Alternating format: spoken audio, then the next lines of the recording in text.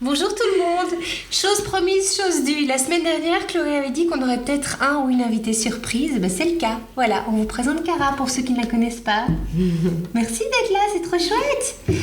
Parce que je vais te laisser nous faire découvrir ce dont on va parler, hein, Chloé. Mais oui, parce que moi j'ai de plus en plus d'enfants qui viennent à la boutique et souvent les parents me demandent tiens, est-ce que vous faites des stages pour les enfants? Je dis toujours non, ce sont les enfants qui vont faire des stages pour nous parce que ils sont très connectés et ils ont comme ça, si tu veux, une connexion avec le monde minéral qui est incroyable et moi j'adore voir ça. D'ailleurs, je sais pas si tu as vu, mais je donne des petits ateliers gratuitement dans les écoles, donc si jamais ça vous intéresse, n'hésitez pas à m'envoyer un petit mail parce que j'ai envie encore plus de toucher leur curiosité. Et c'est vrai que souvent, là tout à l'heure j'ai demandé à Cara, tiens mais si tu devais me choisir 4 pierres dans la boutique pour ne plus avoir peur, tu choisirais lesquelles? Et donc tu m'en as choisi 4 et juste avant de clapper, je lui ai dit mais est-ce que tu sais de quoi on va parler? Et tu m'as dit on va parler des pierres qui nous protègent. Voilà, des pierres de protection. Bien. Alors, T'en as choisi 4 effectivement. Ça a été difficile de les choisir pour toi ou pas, Cara? Un peu. Un peu? T'as dû réfléchir ou tu es juste allé comme ça vers ce qui t'attirait? J'avais dû réfléchir. Ah oui, ok. Et t'as choisi quoi? Tu vas commencer par laquelle? Je peux choisir la première dont tu voudrais parler? Oui. Parce que j'ai exactement le même sur ma table de nuit et c'est ma fille qui me l'a offert. Et ça, c'est du quartz rose, c'est ça, c'est juste? Oui. Qui a été taillé sous forme d'un ange. Je trouve ça magnifique. tout à fait. Elle vient d'où cette pierre? Du Brésil. Ah ok, du Brésil, d'accord. Et taillée sur place aussi. C'est vrai que toutes les 4 pierres qu'elle a choisies viennent du Brésil. Et l'ange, l'onde de forme de l'ange nous renvoie évidemment à la protection. L'ange gardien, l'ange qui veille sur nous. Au début, je ne savais pas trop si c'était bien ou pas bien de les vendre. Parce qu'on associe fort ça au catholicisme en fait, soyons clairs. Voilà, c'est ça. Et puis en fait, je me suis dit, au final, un ange, c'est plus que ça, l'égrégore. Et je crois aujourd'hui que j'aime beaucoup l'idée d'aller chercher des repères peut-être, enfin des repères ou des symboliques, des symboliques, oui. même dans d'autres religions. Moi j'adore aller en Asie et c'est vrai que Bouddha pour moi touche fort mon cœur et je pense que chaque religion peut être dogmatique, effectivement il y a les exotériques mais il y a des religions qui sont sont tout aussi ésotériques, donc il y a leur partie spirituelle qui finalement touche chaque être humain. Et le soufisme chez les musulmans, je trouve ça ultra inspirant. Moi, j'utilise beaucoup la Merkaba qu'on retrouve plutôt... c'est une espèce d'étoile en relief, tout à fait, pour que vous puissiez visualiser ce que c'est. Symbolique de la Kabbale chez les juifs. Donc voilà, il y a les voiles de la chevalerie chez les chrétiens. Donc tout ça est très très inspirant. Et si ça vous parle, allez-y. Parce que là, vous allez vous connecter à ce qu'on appelle l'égrégore, tu vois. Au niveau de l'inconscient collectif, ces égrégores sont nourris et l'ange protège. Et c'est vrai que Cara, elle a choisi le quartz rose qui, pour elle, parce que du coup, comme c'est son propre tirage, c'est je me protège de mes propres émotions. C'est-à-dire que nos petits bouts, quand à un moment donné, ils vont se sentir tristes, tu vois. Mais nous, on le voit comme de la tristesse.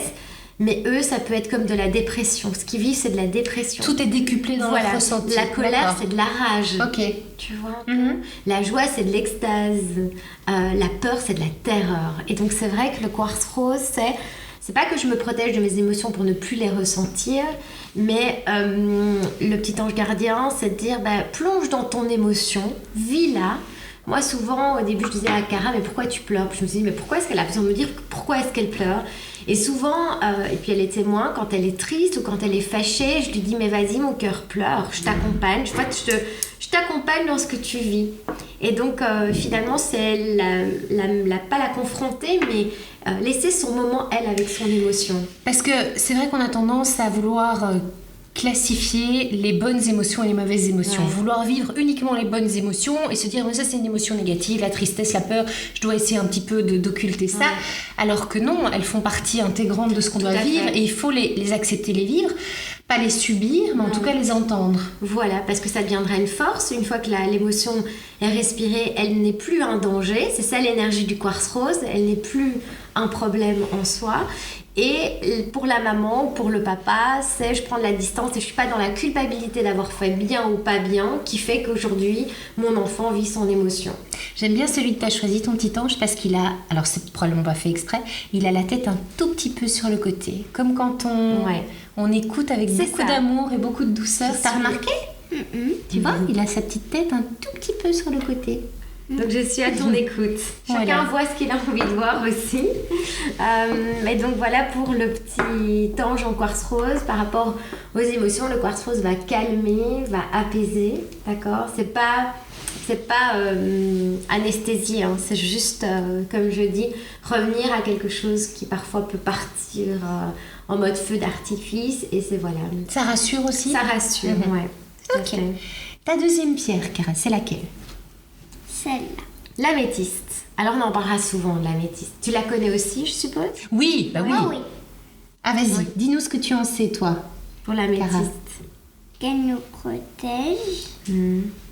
Elle est toute petite. Alors l'améthyste, elle est toute petite. Souvent, quand Ouais. les enfants choisissent des toutes petites pierres, c'est les plus importantes.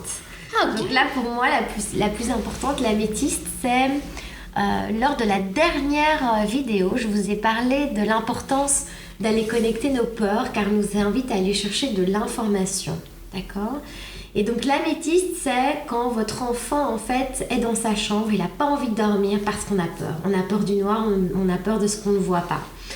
Et je me souviens qu'à un moment donné, Cara, elle vivait c'était un peu confrontant, difficile pour elle d'aller dormir toute seule, surtout quand il faisait noir. C'est normal. Et je me suis rendu compte que elle n'avait pas peur de ce qu'elle voyait, parce que je voyais qu'elle m'expliquait qu'elle voyait des choses, elle n'avait pas peur de ce qu'elle voyait, elle avait peur du fait que sa maman ne voit pas ce qu'elle voit. Je sais pas si tu comprends. Oui, tout à C'est fait. le fait de se dire, mais zut, moi je suis la seule à voir ça et j'ai l'impression qu'il n'y a personne qui voit ce qui se passe. Et donc je lui ai expliqué qu'avec l'âge, ben voilà, on grandit, on devient adulte, d'ailleurs on porte des lunettes parce qu'on ne voit plus la même chose. Et c'était du coup de l'accompagner dans ce qu'elle pouvait voir de l'ordre de l'invisible. Parce que je pense pas que ça leur fasse peur, ce qu'ils voient. C'est juste que c'est l'idée de se sentir seule. Oui, que les autres ne vont pas Voilà. me croire ou me comprendre Voilà. ou m'entendre. Voilà. Alors après, je rectifie peut-être un peu ce que je dis. Il se peut aussi qu'ils voient des choses qui sont pas très drôles. Et donc le violet, comme je vous ai dit, le violet, c'est la couleur la plus haute de notre spectre à nous. La couleur la plus basse sur le plan d'à côté, c'est une couleur de reliance. Et donc l'idée, c'est que tout ce qui aurait tendance, si vous voulez, à traîner, parce que parfois il y a certains enfants comme ça qui attirent, tu sais, parce qu'ils sont très solaires, et donc évidemment qu'il y a parfois des charges émotionnelles un peu perdues, et donc du coup, ils vont s'accrocher à ces petits bouts. L'améthyste, c'est vraiment des pierres de passage, et c'est pour ramener ou pour laisser en fait ces charges émotionnelles va aller vers la lumière. Donc tu vois un peu, c'est l'idée vraiment de créer un pont entre le visible et l'invisible, et que pour l'enfant il soit tout à fait confortable de pouvoir aller être ok, tu vois, et de recevoir ces informations, mais en même temps ce qui traîne un peu et ce qui n'a pas besoin d'être là soit évacué. Donc idéal pour une chambre en fait. D'accord. L'améthyste. Est-ce qu'on n'en avait pas parlé dans les pierres de thérapeute aussi? On avait pris l'améthyste. Hein, Ouais, voilà. tout à Ok. fait. Il est tout petit. Ah oui, tu regardes ton chien parce qu'il y a le chien de Cara qui est là, qui est en train de jouer et qui fait le fou. Ah, il a volé un doudou à Cara. Ça, ce sont... T'inquiète pas, on va le récupérer. Ça, ce sont les coulisses, comme ça vous saurez tout. Alors après, Cara, qu'est-ce qui te... Quelle autre pierre tu as envie de... Ah, Celle-là. celle-là tu la connais, non? Oui. Qu'est-ce C'est que tu- laquelle? Comment elle s'appelle? La corde... Naline. Ah, ça va, je me suis pas trompée, j'avais reconnu aussi. La cornaline. Moi, j'ai aussi la même. Oui, et qu'est-ce Ouais. que tu fais avec la cornaline? Où est-ce qu'elle est dans la maison, la cornaline? Dans le bain. Dans le bain. En Dans fait, le moi, bain? Ah ouais, je trouve que c'est une pierre de nettoyage, mais qui est juste phénoménale. Donc elle est toujours sur le rebord de ma baignoire. Oui, donc elle ne nettoie pas toute seule, elle fait pas le ménage, hein, faut bien Non. comprendre. Non, C'est ma préférée. C'est ta préférée? Ouais. Ah, ok. Et donc dès que Cara rentre parfois de l'école et que parfois je sens qu'elle aime, je lui dis mais elle est où ma petite fille? Parce que je sens que voilà, tu vois, c'est comme si elle est chargée de plein de choses, de plein d'informations, parce que voilà, c'est un peu à fleur de logique. peau. Voilà, et bien on fait couler le bain et on met la pierre dans l'eau du bain. Alors maman elle adore rajouter un peu du sel d'Epsom parfois, parce que le sel, tu vois, c'est vraiment Oui. pour le nettoyage. Ça purifie aussi. Et la cornaline, c'est je me décharge, je me nettoie de tout ce qui ne m'appartient pas, de tout ce que j'ai pu choper comme énergie dans la journée, parce que voilà, parce que c'est comme ça. Et du coup, c'est vrai qu'après le bain, moi j'ai l'impression que c'est libérateur, mais on n'a pas tous un bain. Et donc on pourrait l'apporter par exemple en bracelet ou en pendentif, si vraiment on sent que pour le moment il y a un gros nettoyage à devoir faire. Ah, pas mal. Ben voilà, tiens, tu m'as appris quelque chose, j'ai encore découvert. Et c'est vrai qu'il y a un petit aspect... on a très envie, quand elles sont comme ça en pierre plate, la cornaline, on a tout le temps envie de la... De Presque toucher. comme un savon, Ouais. justement. Tout à fait. Et donc, D'aller, on peut la mettre dans la poche de notre veste, par exemple. Enfin, tu vois, si vous avez des poches, et puis vous mettez votre main en poche. Et vraiment, l'idée, c'est de les utiliser. Voilà. D'ailleurs, elle est toute chaude parce que tu l'as déjà bien manipulée. Mais moi, j'aime vraiment bien. C'est pas une pierre que je choisirais parce que je suis pas fan du orange. Mais je vous promets que ses propriétés sont juste incroyables. Oh, super. Brésil aussi, donc. Brésil aussi. Et alors, la petite dernière, mais dis, on dirait un chewing-gum. C'est pas un chewing-gum. Non. Non. Alors, le nom est un peu compliqué. Ah. Je vais aider Cara. C'est une phosphosidérite. Fausse. Donc c'est une fausse. Phosphosidérite. Voilà. Est-ce que tu connais le mot phosphorescent? Non. En fait, ça vient du grec phosphorus, phosphorescent. C'est celle qui porte la lumière. Donc c'est une faux. Ah non, c'est pas faux. Ah oui, non. ça s'écrit pas de la même façon.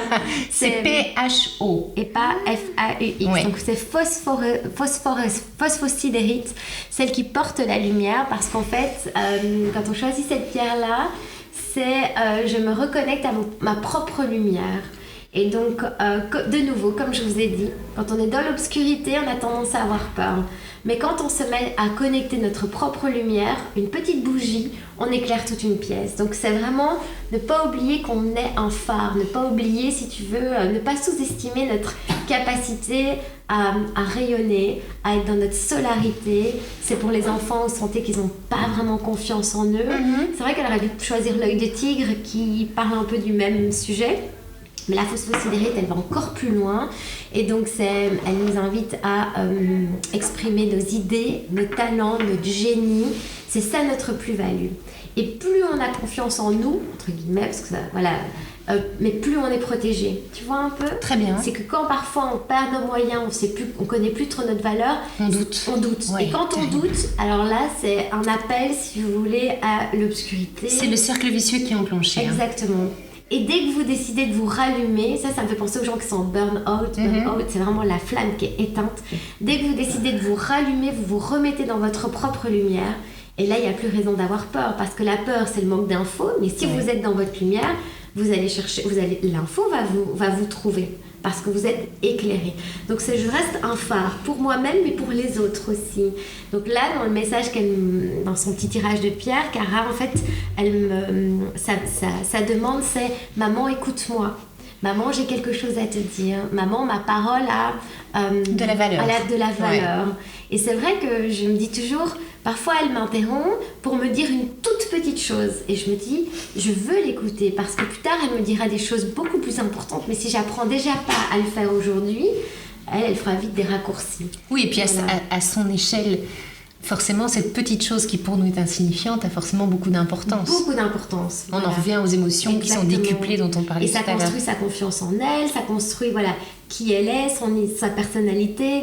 Et donc si effectivement je nourris pas ça chez elle, je n'ai pas envie qu'elle mette d'autres masques pour faire plaisir à maman. J'ai vraiment un besoin qu'elle reste authentique par rapport à sa propre lumière à elle. Et en parlant d'authenticité, de propre lumière à soi et aux enfants, il y a quelque chose dont j'aimerais qu'on parle simplement. Si un jour vous venez à la boutique et que vous venez avec votre enfant, quel que soit son âge, et que vous aviez en tête peut-être, parce que ça arrive souvent, c'est légitime en tant que parent, on veut bien faire, on voudrait lui prendre une pierre pour arriver à le calmer, pour le rassurer, pour avoir confiance en lui, avec notre regard de parent. Laissez choisir votre enfant et ne soyez pas surpris s'il ne va pas du tout vers la pierre que vous aviez, Tout à vous, fait. derrière la tête. Ça, Ouais. c'est classique. Hein. Exactement. Et en plus de ça, ne soyez pas surpris si finalement l'enfant a choisi une pierre pour vous.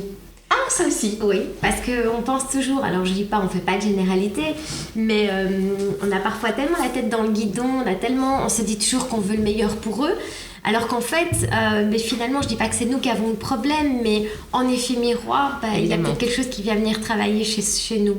Et c'est vrai qu'il faut les laisser, parce que moi je dis souvent, quand les parents veulent choisir une pierre pour l'enfant, je dis mais revenez avec lui. Oui. Revenez avec l'enfant parce que vous allez être surpris du choix qu'il va faire. Et eux, ils savent. Et parfois, par un besoin aussi de pas nous préserver, tu vois. Du coup, choisir une pierre, c'est faire passer un message. Peut-être pas parce qu'ils ont peut-être pas envie de nous confronter ou de... Et c'est très inconscient aussi, et c'est tout à fait très inconscient aussi. Ouais. Donc c'est assez intéressant et je rappelle pour ceux qui veulent, mais moi je suis tous les mardis, mercredis et samedis à la boutique. Donc si vous voulez passer avec grand plaisir, venez peut-être le mercredi justement après-midi et branchez-vous sur quelque chose ou même voilà, que l'enfant choisisse lui-même et puis les pierres parlent, elles ont souvent un message à nous livrer. Ouais. Donc voilà. Ces 4 là viennent du Brésil. Il nous reste quelques minutes. Tu voyages dans le monde entier, Chloé, pour aller chercher des pierres. Est-ce que le Brésil, ou est-ce que là c'est un hasard, est particulièrement une terre qui offre des pierres ou des cristaux particuliers? Et est-ce qu'il y a une raison? Est-ce que ça s'explique ou pas? Oui, alors c'est vrai qu'on va dire que 90% de mes pierres viennent de Minas Gerais, qui est une partie, une région au Brésil, vers l'est, nord-est, plus ou moins. Et là, on dit souvent que c'est un scandale géologique, c'est un peu scandaleux tout ce qu'on y trouve. Tellement il y a trop. Voilà, tellement qu'il y a beaucoup. Alors c'est dû, effectivement, on en avait parlé un peu, il y a eu beaucoup de pierres qui sont remontées à la surface au moment où les continents se sont écartés les uns des autres. Enfin, c'est toute l'activité qui fait que le sol, la géographie est propice, si tu veux, à la genèse de ces cristaux. Tu vois, ça veut pas dire, parce que hier c'est assez comique, j'étais avec le papa de Cara, Christian, et on parlait de l'améthyste et je disais mais tu sais Chris, je pourrais presque faire un livre ou un documentaire sur l'améthyste, tellement il y en a partout dans le monde. Il y en a en Australie aussi, je crois. En Australie, il y en a en France, il y en a en Finlande, il y en a au Brésil, enfin il y en a partout. Donc c'est vrai qu'une pierre peut grandir un peu. C'est celle-là, on vous la remontre. Hein. Sur tous les continents, c'est du quartz qui contient du fer. Et donc, mais pour répondre à ta question, c'est vrai que le Brésil a cette particularité d'avoir beaucoup de quartz et pas d'autres pierres. Donc c'est pour ça qu'on voyage un peu partout dans le monde, parce que je ne trouve pas tout au Brésil non plus. Là, on part demain en Finlande pour aller chercher de la spectrolite. Ça va être mon 34 pays. Ton 34e pays que tu vas visiter, et dis c'est trop bien. Ouais, c'est vrai que depuis toute petite... on l'emmène, alors c'est vrai qu'elle était très petite au début de ses voyages, elle se souvient pas toujours, mais c'est des choses qu'elle pourra valoriser plus tard, je pense que c'est important. Et en plus, quand on va chercher une pierre, on revient toujours avec l'histoire de la pierre, mais en plus l'histoire des locaux. Donc là, on va vraiment visiter une mine familiale avec un monsieur qui a...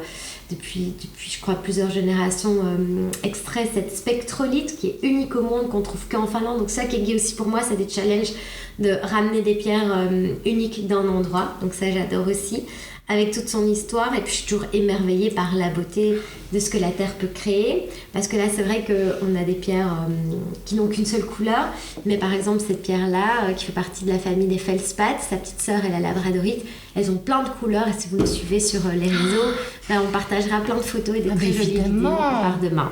Voilà. T'as hâte de partir. Ah oui. Bon voilà, ça c'était donc le tirage de Cara par rapport à son ressenti pour ne plus avoir peur, pour être rassuré. Mais on vous le disait, si vous venez avec votre enfant, laissez-le choisir. Mais voilà, comme ça vous avez pu peut-être découvrir d'autres pierres aujourd'hui. Et en plus elles sont toutes petites, tu vas pouvoir les remettre dans ta main. Hein? Ou les mettre dans ta chambre. Ou aussi dans ta chambre, ou dans ta poche. Et alors ça, je retiens, la cornaline dans le bain, c'est super info, quoi. Tout à fait. Super info. C'est pour nous nettoyer toutes les énergies. C'est ça. Donc on refait un petit récap. Avec plaisir. Cornaline pour nettoyer, se nettoyer de toutes nos énergies, de toutes les énergies dont on n'a plus besoin. Améthyste. L'améthyste qui est une pierre qui, en fait, en ouvrant notre chakra coronal, on reçoit l'info, on n'a plus peur. Donc elle a vraiment une pierre pour, je ne vais pas en dire contre la peur, mais en tout cas quand vous voyez quand on sent que notre enfant a des peurs, l'améthyste c'est la première pierre avec laquelle on va travailler. Quartz rose. Quartz rose pour soulager les émotions et pour ne plus en avoir peur. Phosphorescence. C'était le début était bon. C'est difficile. Phosphosydérite, c'est celle qui porte la lumière. Donc j'ai quelque chose à raconter sur cette planète. Je suis comme un phare et je reconnecte ma lumière pour me sentir toujours protégée. Magnifique. Voilà. On a passé un super moment avec toi, Clara. Vraiment, c'était trop chouette de t'avoir. Au revoir. Au revoir. Merci, à bientôt, à la semaine prochaine. On vous embrasse. Ciao, ciao.